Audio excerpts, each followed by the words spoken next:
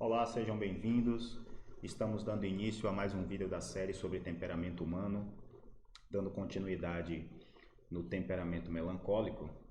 E hoje nós falaremos sobre o profeta Elias.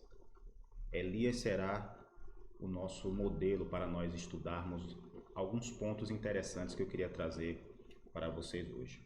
Então vamos passar aqui o nosso slide. Bem, todos nós sabemos que na história do profeta Elias, nos relatos bíblicos, Elias foi um grande homem de Deus, um grande servo, serviu com muito zelo, serviu com muito zelo a Deus e tudo que Deus ordenava que ele fizesse, ele assim o fazia. Mas em determinado momento da vida de Elias, ele entrou numa melancolia muito grande e teve uma crise de depressão terrível. E nessa crise ele chega até a pedir para morrer. Então é a partir desse ponto que nós vamos analisar apenas um aspecto. Eu não vou fazer como nos outros vídeos, que eu falei de diversos aspectos do temperamento do melancólico, como foi o caso de Moisés. No caso de Elias, eu queria pegar apenas, vamos dizer assim, o ponto mais grave e mais complexo do temperamento melancólico, que é a depressão. Então nós vamos tratar aqui de como a depressão teve um impacto tão grande na vida de um homem do nível do Elias. Então vamos primeiramente fazer a leitura bíblica de 1 Reis 19, versículo 9 ao 10. Aqui é que nós vamos entender o problema, onde nasceu o problema de Elias. Ali entrou numa caverna, onde passou a noite, e eis que a palavra do Senhor veio a ele e lhe disse: "O que você está fazendo aqui, Elias?" Ele respondeu: "Tenho sido muito zeloso pelo Senhor, Deus dos exércitos, porque os filhos de Israel deixaram a tua aliança, derrubaram os teus altares e mataram os teus profetas. A espada. Só fiquei eu, e eles estão querendo tirar minha vida." Bem, não sei se vocês estão conseguindo enxergar, mas tem alguns pontos importantes nesse diálogo de Elias com o Senhor. Se você fizer uma leitura corrida, sem muita atenção, você realmente não vai perceber. Então eu fiz um jogo aqui de palavras para a gente entender melhor onde nasce o problema de Elias. Então vamos ver no próximo slide. Bem, eu acho que agora ficou mais fácil. Então, os pontos chaves são o que estão com a fonte branca. Então preste atenção. No primeiro parágrafo, nós vamos observar o que mais chama a atenção é o que o Senhor diz a Elias. O que você está fazendo aqui? Bem, se o Senhor diz isso a Elias, então nós podemos imaginar que o Senhor não esperava que Elias estivesse dentro da caverna, numa profunda melancolia e realmente entrando numa crise profunda de depressão. Esse é o primeiro aspecto. Aí agora vamos ver o que fala Elias. Tenho sido muito zeloso. Então observe, o primeiro aspecto aí dessa frase de Elias, ele já começa falando para Deus, exaltando as qualidades dele. Então ele já vem dizendo: olha, Senhor, eu sou muito zeloso. E aí ele faz uma acusação. Observe, ele primeiro coloca a sua condição de homem zeloso, e realmente era. Não, eu não estou dizendo aqui que ele estava mentindo, mas ele exalta essa condição de homem zeloso que ele tinha junto a Deus. E aí a a sequência seguinte, os filhos de Israel deixaram a tua aliança. Aí ele já está fazendo uma acusação contra um outro grupo, contra os outros, os moradores da cidade naquela época, enfim. E o terceiro aspecto, só fiquei eu. Além de ter ficado só ele, eles estão querendo tirar minha vida, ou seja, eles estavam tentando matar Elias. Então você vê aí três aspectos que são interessantes de avaliar nessa frase de Elias. Eu sou muito zeloso, não tem, os filhos de Israel deixaram a tua aliança e só fiquei eu. Então, agora precisamos entender o que levou a Elias chegar nesse ponto. Porque todos nós sabemos que Elias, pelas histórias bíblicas, que Elias foi um dos profetas dos mais corajosos que houveram. Né? E nós vamos pegar mais algumas passagens e rememorar tudo o que Elias fez, amando do Senhor. Né? E em tudo que ele fez, ele procurou realmente ser muito zeloso, ter, vamos dizer assim, perfeição. Né? E isso é um aspecto que realmente a gente acha muito facilmente na Bíblia com relação a Elias, não se tem dúvida com relação a isso. Mas alguma coisa fez com que ele, que tem esse perfil melancólico, e todos nós sabemos que o perfil melancólico é um pouco complicado de se tratar, né? Porque ele tem momentos de euforia, os momentos de euforia dele são exatamente os momentos em que ele cuida das coisas do Senhor com muito zelo, com muita dedicação, com muita fé, com muita confiança. Só que se uma única pessoa disser uma palavra que seja negativa, se uma outra pessoa souber qual é o gatilho, que eu vou mostrar lá na frente, que alguém ativou um gatilho mental em Elias. E esse gatilho mental fez com que ele ficasse melancólico e depressivo. Então vamos seguindo para o próximo slide. Melancolia e depressão. Um dos três grandes servos de Deus que se deprimiram a ponto de pedir a Deus para que lhes tirasse a vida, este é o maior dos problemas dessa classe de profetas. Bem, aqui eu estou falando de Moisés, Elias e Jonas. Todos os três são melancólicos, foram melancólicos e chegaram num nível de depressão tão grande que pediram a Deus para que tirasse a vida deles. Então, esse não foi um problema apenas de Elias, mas também teve esses outros três personagens bíblicos. Dando sequência. Então, agora vamos entender o problema de Elias. Aqui nós vemos um outro aspecto, né? Por isso que eu mudei a foto do fundo. Aqui nós vamos ver Elias de uma outra forma. Então Elias, o tisbita, dos moradores de Gileade, disse a Acabe: Vive o Senhor Deus de Israel, perante cuja face estou, que nestes anos nem orvalho nem chuva haverá, senão segundo a minha palavra. Essa passagem está em 1 Reis 17, versículo 1.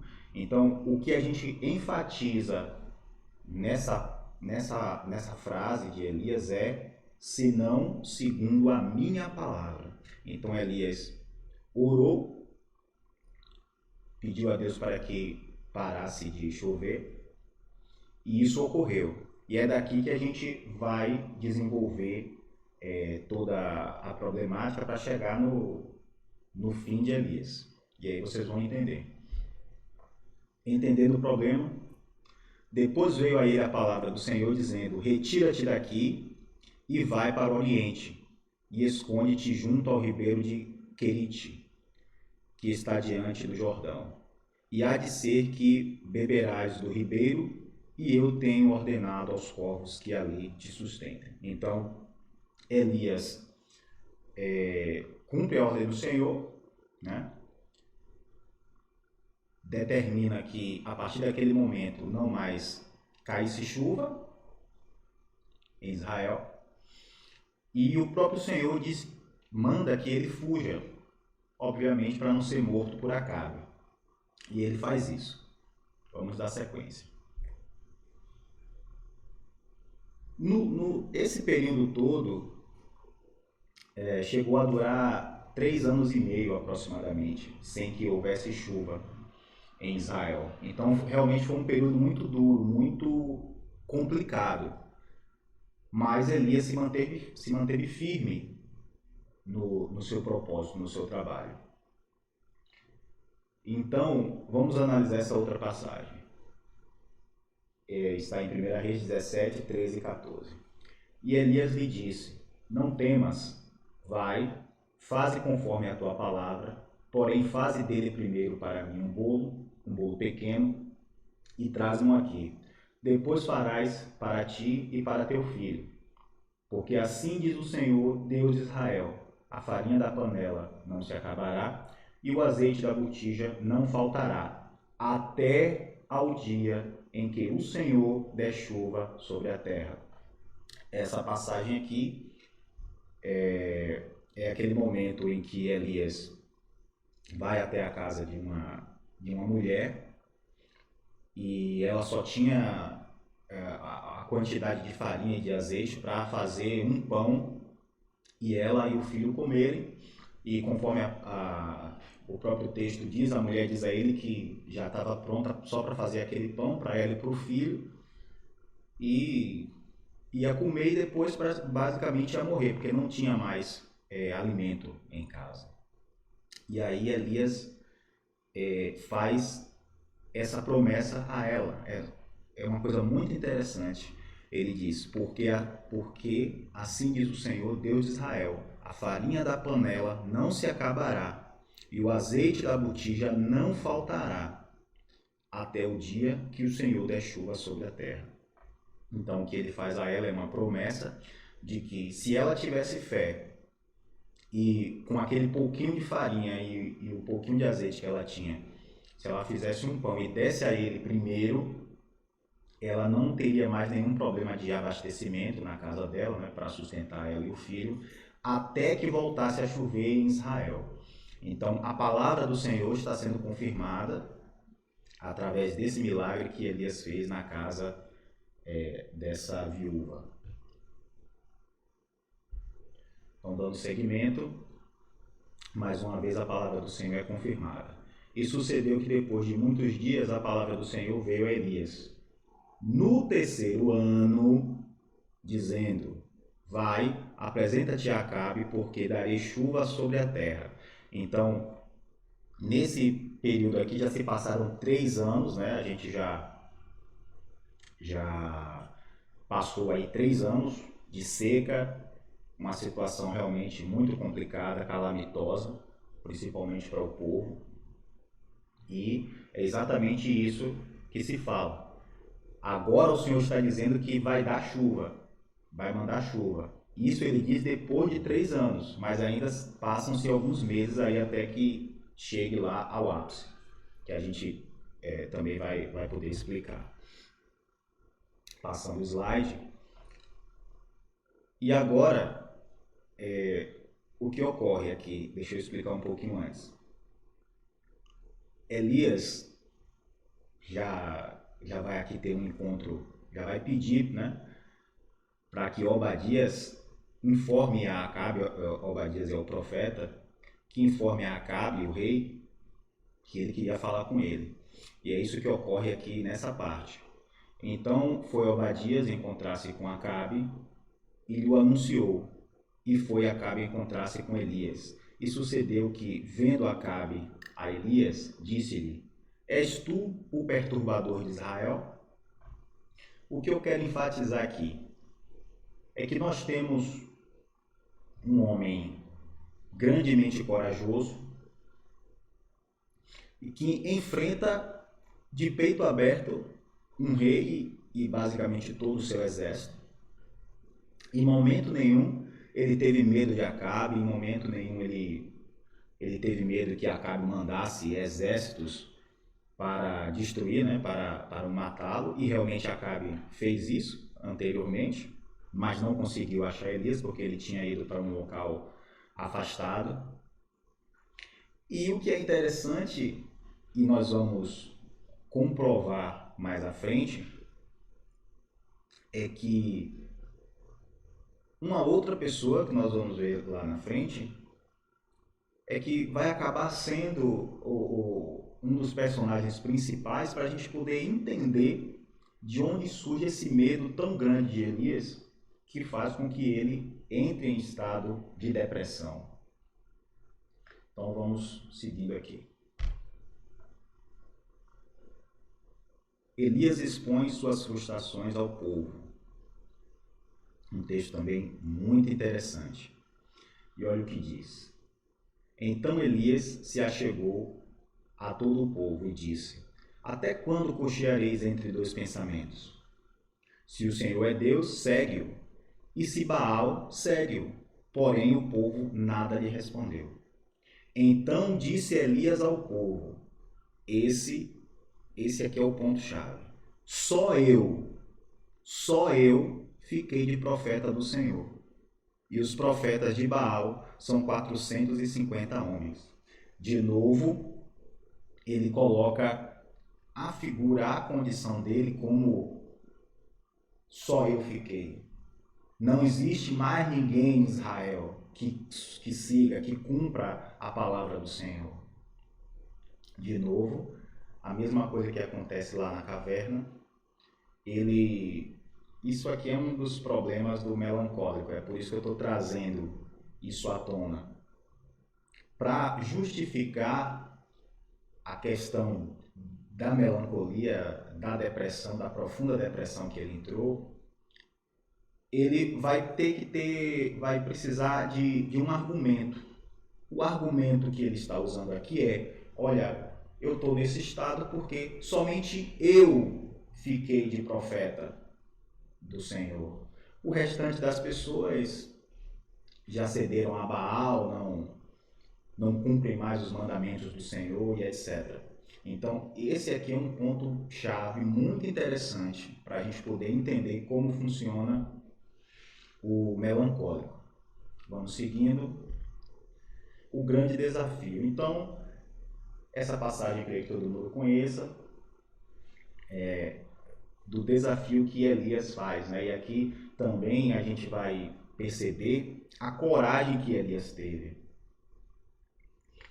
de ele sozinho, sem ninguém, enfrentar 450 sacerdotes de Baal num desafio. E aí ele diz o seguinte: tragam agora 2 novilhos, eles que escolham para si um dos novilhos e, cortando-o em pedaços, o ponham sobre a lenha. Porém, não ponham fogo. Eu prepararei o outro novilho e o porei sobre a lenha, mas não porei fogo. Então eles invocarão o nome do seu Deus e eu invocarei o nome do Senhor. E há de ser que o Deus que responder com fogo, esse é que é Deus. E todo o povo respondeu: é uma boa proposta. Então, eu não vou entrar muito nos aspectos desse desafio, creio que todo mundo conheça, né? Os profetas os profetas de Baal passam praticamente a manhã toda fazendo rezas, encantamentos, enfim, todo tipo de coisa, e não conseguem fazer com que o Deus deles responda com fogo. E aí então Elias, de forma muito direta, de forma muito prática, de forma muito eficaz, Elias vai, levanta o altar, coloca o novilho, faz todo o trabalho que ele precisava fazer, pediu para que fosse cavada uma vala ao redor, enche de água, ajoelha-se e ora e pede a Deus que ele respondesse. E aí todo mundo sabe o que acontece: desce fogo do céu, consome o novilho, a madeira, que foi feita a lenha, né? E a própria escritura diz que lambe, o fogo chega a lamber, né? A secar por completo a água que estava ao redor. Esse é o ponto principal aqui da história de Elias, né? Ele é muito conhecido exatamente por essa passagem, e é que eu estou considerando como o grande desafio. Então, isso aqui ocorre, Elias ainda realmente estava legal, vamos dizer assim, né? Esse aqui é o momento anterior ao momento em que ele tem a crise de depressão. Ele já estava ficando meio, né? Porque no slide anterior ele fala ao povo que só ele era servo de Deus verdadeiro e só tinha sobrado ele. Então, daqui para frente é que a gente vai conseguir juntar os pontos e entender melhor o que acontece com Elias. Vamos para frente, vamos para o próximo slide. E aí, depois de tudo aquilo, eu retorno agora à tela inicial para a gente matar a charada. E aí, novamente, o texto, né? Elias entra numa caverna, passou a noite, e eis que vem a voz do Senhor e pergunta a Elias o que ele está fazendo aqui. O ponto-chave, novamente, só fiquei eu, eles estão querendo tirar minha vida. Agora, vamos entender o porquê. Qual o grande temor de Elias? Aqui nós descobrimos em 1 Reis 19, de 1 ao 3, qual realmente era o grande temor de Elias. E aí ele diz: então Jezabel mandou um mensageiro a Elias para dizer-lhe que os deuses me castiguem se amanhã, a esta hora, eu não tiver feito com a sua vida o mesmo que você fez com a vida de cada um deles. Elias ficou com medo. Levantou-se e, para salvar a vida, se foi e chegou a Bérseba.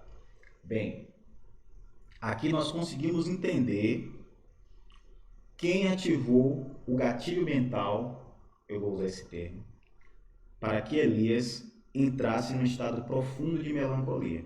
Quem ativou isso foi Jezabel. A ponto da própria escritura alertar, né, nos mostrar que ele ficou com medo. Ele não ficou com medo, ele ficou com muito medo. Porque nos outros episódios, Elias sempre queria confrontar Acabe, Elias queria lutar contra inclusive exércitos inteiros, mas o Senhor sempre dizia: não, Elias, foge, fique lá em determinado local, eu vou cuidar de você. Mas nesse caso aqui em especial, ele, vamos dizer assim, ele pirou quando chegou essa mensagem de Jezabel para ele.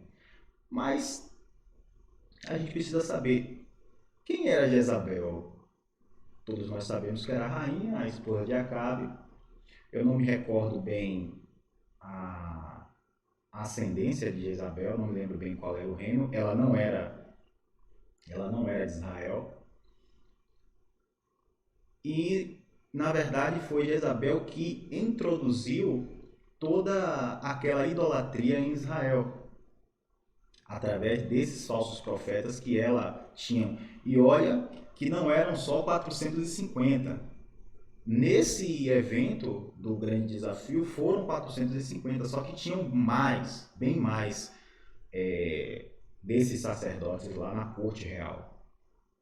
Mas o nosso foco principal é nós entendermos que, a partir do momento em que Jezabel manda uma mensagem para Elias, logo após o grande desafio, e ela descobrir que ele tinha mandado matar os 450 sacerdotes que foram para o desafio com ele, contra ele, ele realmente ficou com muito medo. Vamos seguir. Agora vamos entender, essa aqui é a chave, por que Elias tinha tanto medo de Jezabel. Aí a gente precisa voltar lá atrás, bem lá no comecinho, e entender o seguinte. A passagem está em 1 Reis 19, 13 e 14. Porventura não disseram a meu senhor o que fiz, quando Jezabel matava os profetas do Senhor, quando escondi a 100 homens dos profetas do Senhor, de 50 em 50 numa cova, e os sustentei com pão e água. Esse aqui é um diálogo de Obadias, profeta Obadias, com Elias. E nesse diálogo, ele exatamente apresenta Jezabel a Elias. E ele apresenta realmente como uma mulher má, perversa, perseguidora, e que simplesmente dava ordem e mandava matar os profetas do Senhor, os profetas verdadeiros. Ela exatamente fazia isso, mandava matar os profetas do Senhor para que se instalassem os profetas de Baal. Então, isso aqui já deixou na mente de Elias uma ideia extremamente negativa relacionada a Jezabel. Então, esse temor que ele tinha guardado lá dentro dele, esse temor vem à tona a partir do momento em que Jezabel diz: vou mandar te matar. E aí é exatamente isso que faz com que Elias entre nesse processo de depressão profunda, fuja para o deserto. Ele passou 40 dias e 40 noites caminhando no deserto até chegar no Monte Horebe, e lá achou uma caverna e entrou nessa caverna e ficou lá, né, chorando, pedindo para morrer, ficou triste, melancólico. E aí tem a questão que nós já tratamos, né, que o Senhor vai até ele e existe aquele diálogo e ele começa a fazer as queixas: nada presta, só tem eu lá em Israel, o pessoal agora quer me matar, tira a minha vida, acaba com tudo. Bem, isso demonstra bem o temperamento do melancólico. Né? Mas vamos seguir. E aí nós vamos fazer uma pergunta agora interessante. A queixa de Elias tinha fundamento? Só tinha ele como último profeta lá em Israel? Só sobrou ele realmente de profetas? E aí o Senhor vai responder a Elias em 1 Reis 19, 18. Também conservei em Israel 7.000 dos joelhos que não se dobraram a Baal, e toda a boca que não o beijou. Então, o que descobrimos logo aqui é que Elias estava errado.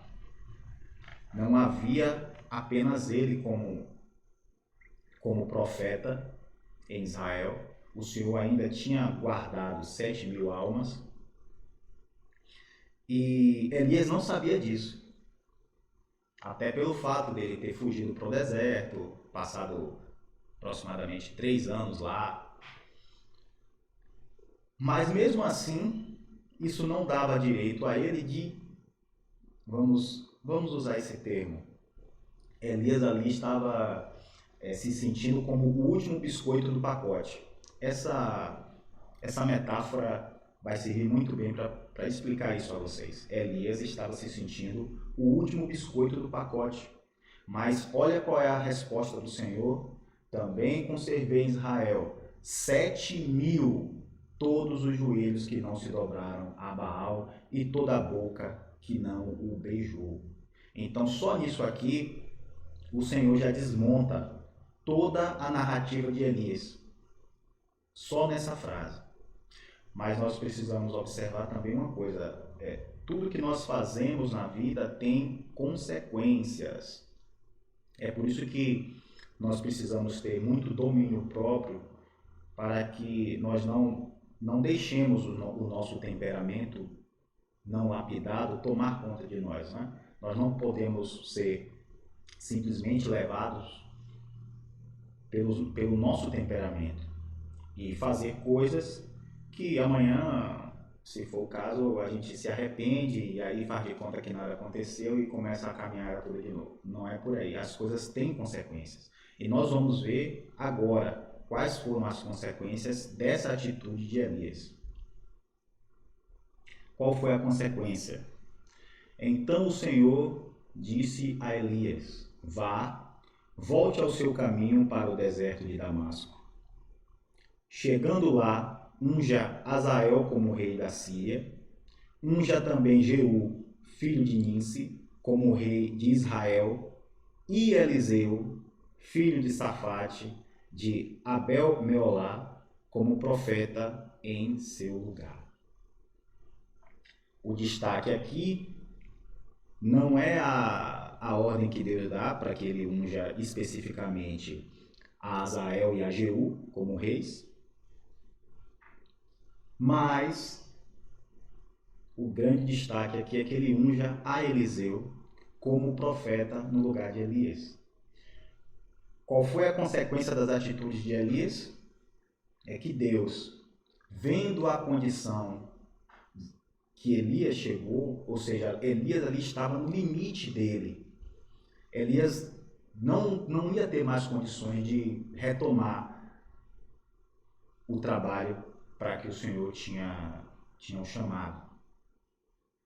Então, por conta disso, o próprio Senhor dá ordem a Elias para que ele levante um outro profeta, para que ele unja um outro profeta para continuar o ministério. Então, eu estou querendo enfatizar aqui o seguinte: tudo que nós fazemos em nossa vida tem consequências. Então, nós não podemos deixar nos levar pela nossa angústia, pelos nossos medos, pelas nossas fraquezas. Nós realmente precisamos entender que Deus é maior que tudo isso. Então não é a nossa fraqueza, não é a nossa angústia, não é a nossa tristeza, não é a nossa decepção que vai determinar o caminho das ordens, das coisas, dos planos de Deus. Nós precisamos entender, assim como Elias teve que entender amargamente, que os planos de Deus estão muito, mas muito acima dos nossos planos. A vontade de Deus está infinitamente acima da nossa vontade. Elias não entendeu isso quando ele achou que ele era o único e último profeta ali vivo e que basicamente todo o plano de Deus tinha sido frustrado. Então mata tudo, destrói tudo e acabou. E muitas vezes nós temos essa posição com relação a Deus, nós temos essa postura com relação a Deus. Muitas vezes, determinados homens que estão à frente de determinados ministérios, eles se acham a última bolacha do pacote. Mas, chegado um determinado momento, o próprio Senhor levanta uma outra pessoa para continuar aquele trabalho. Então, foi o que aconteceu com Elias.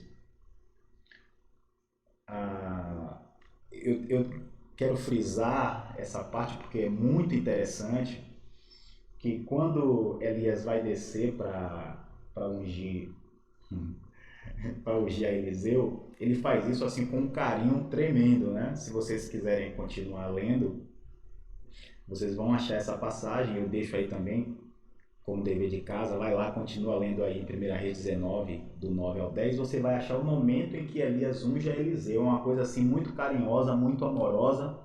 Ele vê Eliseu tocando os bois, e aí simplesmente chega e tira a capa e joga a capa na cara de Eliseu. E aí ele fala com Eliseu, sabes o que te fiz? Aí Eliseu, sim. Deixa que ao menos eu me despeça de meus pais e o siga. E assim é feito. Então, ele realmente não ficou muito satisfeito. Ele queria largar tudo. Mas quando Deus disse, passa o ministério para outro, aí ele achou ruim. Então, nós vemos aí também um aspecto contraditório. Né? Você não quer, não presta mais. Porém, se eu disser que vai passar para outro, você, em determinado aspecto, não vai fazer de bom grado, não vai fazer com o coração contrido, né? Então, isso aconteceu com Elias também. Confira lá na sequência dessa passagem que eu estou falando aqui. Então, Vamos fechar. Deus cuida e é fiel aos que te servem. Bem,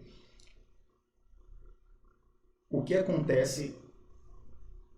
Esse é o nosso último slide, só um momentinho. Garganta secou.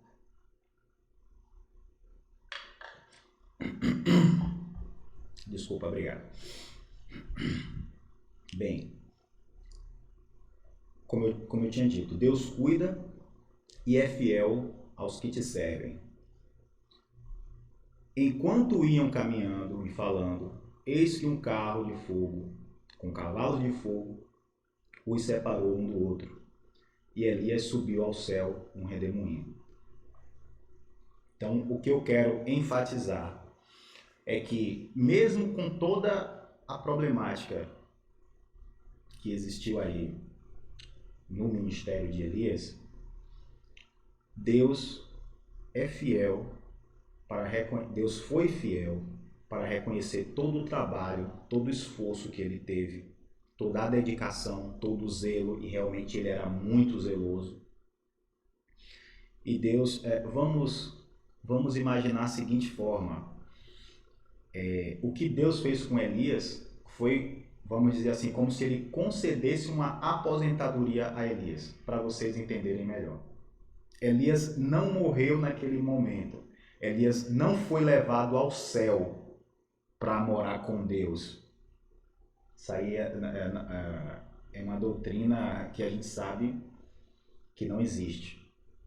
Muito embora o texto esteja dizendo, e Elias subiu ao céu num redemoinho. Elias subiu ao céu num redemoinho. Foi transladado, foi transportado dali para um outro local. Mas ele não foi morar no céu com Deus. Ou como as pessoas do movimento pentecostal sempre enfatizam, Elias não foi para a glória. Elias não foi para a glória. Onde está Elias? Está dormindo, como todos os homens que morreram. O corpo volta para o pó e o espírito e o sopro volta para Deus. Elias está dormindo no pó da terra, como todos os outros homens. E certamente no dia do Senhor ressurgirá para aí sim ser parte do reino milenar que será aqui na Terra. Mas só para finalizar, é isso que eu queria deixar aqui hoje. Então nós podemos analisar apenas esse aspecto da depressão profunda que Elias teve dentro do quadro dos melancólicos, e dizer que ressaltar a fidelidade de Deus. É óbvio que Deus não vai te julgar apenas pelo momento em que você erra, pelo momento que você fraqueja, mas Deus certamente ele vai te observar no todo. Então, exatamente por conta disso é que Deus, depois que Elias já tinha passado o ministério para Eliseu, já tinham lá diversas centenas de profetas trabalhando, fazendo o trabalho do ministério, da chamada escola de profetas que ele restaurou naquela época. Chegado o momento quando Deus já percebe que Eliseu já tinha capacidade de seguir com aquele ministério sozinho, ele recolhe Elias para que realmente ele pudesse descansar e ter o fim digno que um homem como ele merecia. Temos que dar esse destaque. Então, pessoal, esse foi o vídeo de hoje, o tema que nós tratamos. Eu peço que vocês deixem um like, façam comentários também, porque é interessante para mim.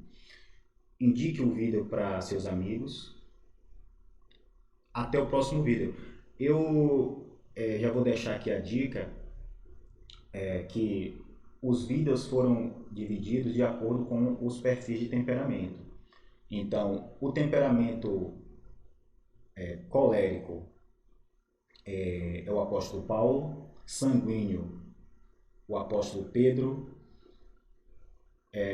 melancólico eu tenho um outro sobre Moisés, que é mais detalhado, e o fleumático Abraão. Após eu terminar a sequência desses 5 vídeos, já estou perto de terminar, eu vou fazer um vídeo, um trabalho, que é um esforço para traçar o perfil de temperamento de Jesus. Eu já tenho bastante material aqui separado, e depois que eu terminar esses vídeos, eu começo o trabalho para tentar traçar qual era o temperamento de Jesus. Se é que Jesus tinha um temperamento definido. Aí nós vamos ver lá no final desse trabalho. Então tá bom? Um forte abraço e até o próximo vídeo.